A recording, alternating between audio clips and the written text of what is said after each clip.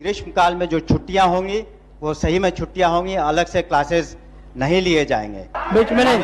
और आने वाले समय में हम लोग जो दिव्यांग छात्र हैं उनके लिए भी शिक्षक बहाल करेंगे और अनुकंपा नियुक्तियां होंगी कि इस बार हम लोग शुरू में ही पोशाक, साइकिल इत्यादि दे देंगे और ये 75% की अनिवार्यता नहीं रखेंगे। आपके शुक्रगुजार हैं कि आपने हमें शिक्षा बजट पर अपनी बातों को सदन में रखने का मौका दिया। हम माननीय मुख्यमंत्री जी के भी अपना आभार प्रकट करना चाहते हैं कि उन्होंने शिक्षा विभाग की जिम्मेवारी हमें सौंपी। जब बिहार की जनता ने माननीय मुख्यमंत्री जी को बिहार की बागडोर सौंपी, उस वक्त शिक्षा की स्थिति बहुत ही दयनीय थी। न स्कूल थे, न छात्र थे, न कक्षाएं थी और ये श्रेय उनको जाता है और उनकी समझ थी और आज भी है कि शिक्षा को उन्होंने अपने सुशासन का भिन्न और महत्वपूर्ण अंग माना, क्योंकि जानते थे कि शिक्षा से आर्थिक, सामाजिक और बौद्धिक प्रगति होगी। इसलिए और आज हम देखते हैं कि किस तरीके से शिक्षा हर बिहार के कोने कोने में पहुंच चुकी है। शिक्षा की रोशनी हर टोले में, दलित टोले में, अल्पसंख्यक टोले में, हर जगह पहुंची हुई है और इसके लिए उन लोगों ने तालमी मरकज़ और शिक्षा टोलक को इस्तेमाल किया, जिनका उन्होंने मेहताना भी दुगना कर दिया है। माननीय मुख्यमंत्री ने शिक्षा के महत्व को समझ करके बजट में प्रावधान किया। हम कहना चाहेंगे कि 2005 में बजट 4400 करोड़ था, आज 60,000 करोड़ से ज़्यादा है और इसका सदुपयोग हो रहा है।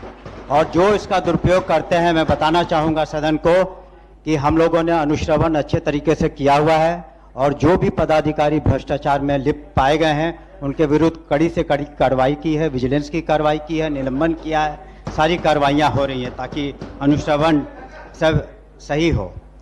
बजट का फायदा ये हुआ कि साक्षरता जो 2001 में आम साक्षरता जो यहाँ पर करीब 40% थी, आज वो बढ़ के 80% हो गई।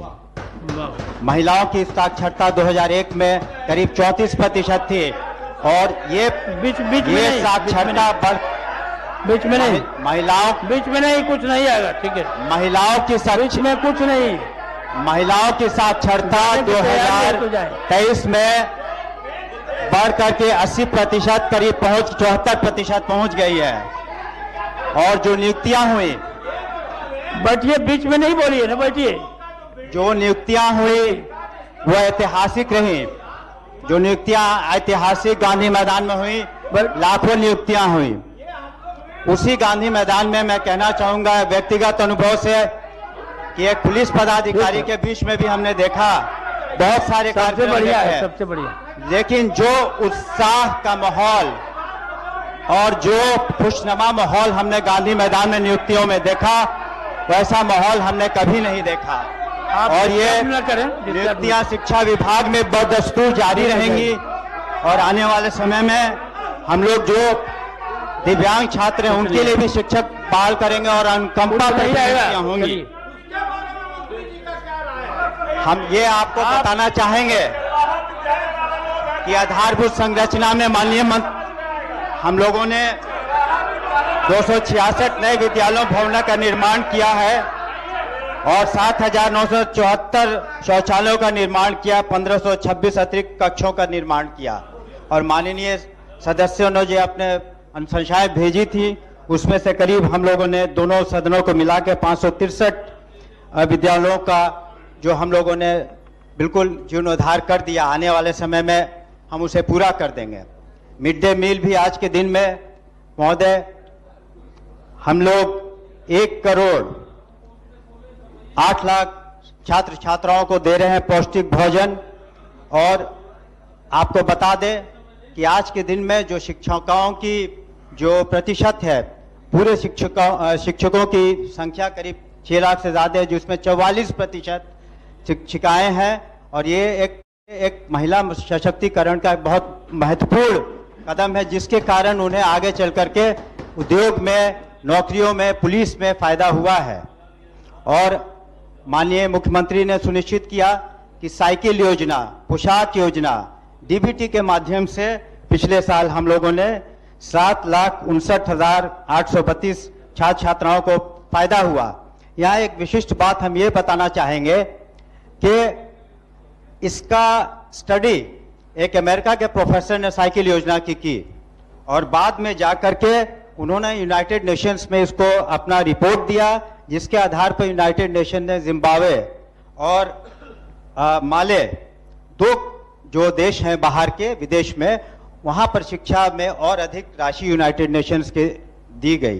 पोशाक योजना और जो बता रहे थे साइकिल योजना, इस बार माननीय मुख्यमंत्री जी की अनुमति से कैबिनेट ने निर्णय लिया है कि इस बार हम लोग शुरू में ही पोशाक, साइकिल इत्यादि दे देंगे और ये 75% की अनिवार्यता नहीं रखेंगे ताकि उनको दिक्कतें नहीं हो। इसके अतिरिक्त हम लोग पूर्व की तरह जो इंटरमीडिएट प्रोत्साहन योजना, स्नातक योजना, ये हम लोग कर रहे हैं। स्टूडेंट क्रेडिट कार्ड में भी 3,70,000 हम लोग दे रहे हैं। और आपको 2-3 और बातें बताना चाहेंगे कि कंप्यूटराइजेशन के ख्याल से कक्षा 6, 7, 8 में 29,000 स्कूलों में अगले साल हम लोग कंप्यूटर देंगे ताकि उनका कंप्यूटर के नॉलेज उनको हो सके। और साथ ही साथ हम लोग ये भी सुनिश्चित किया है कि ग्रीष्मकाल में जो छुट्टियां होंगी वो सही में छुट्टियां होंगी, अलग से क्लासेस नहीं लिए जाएंगे। इस तरीके से हम देखते हैं कि और खास करके केंद्रीय विद्यालयों में जो बाहर 12 जगहों की ज़मीनों की ज़रूरत थी उसको भी हम जल्द से जल्द देंगे। आधार सीडिंग का भी कार्य चल रहा है ताकि डुप्लीकेशन या कोई फर्जीवाड़ा नहीं हो प्राइवेट स्कूल या कहीं पर भी। उच्च शिक्षा में भी आपको बताना चाहेंगे महोदय कि जो बजट है 5,884 करोड़ का, ये मात्र 3 राज्य हमसे आगे हैं जो उच्च शिक्षा में इससे ज़्यादा बजट देते हैं। और हम लोगों ने 2,000 से ज़्यादा प्रधानाध्यापक वहाँ पर असिस्टेंट प्रोफेसर्स की नियुक्तियां की हैं। और हम लोग सुनिश्चित कर रहे हैं कि वहाँ भी जो सामर्थ्य पोर्टल लगे, वहाँ भी पारदर्शिता हो, वहाँ पर सेशन टाइम पर चले और जो फाइनेंशियल डिसिप्लिन है यूनिवर्सिटीज मेंटेन करे। और अंत में हम यही कहना चाहेंगे कि जो अच्छे शिक्षक हैं, पदाधिकारियों ने पुरस्कृत भी समय समय पर हम लोग कर रहे हैं।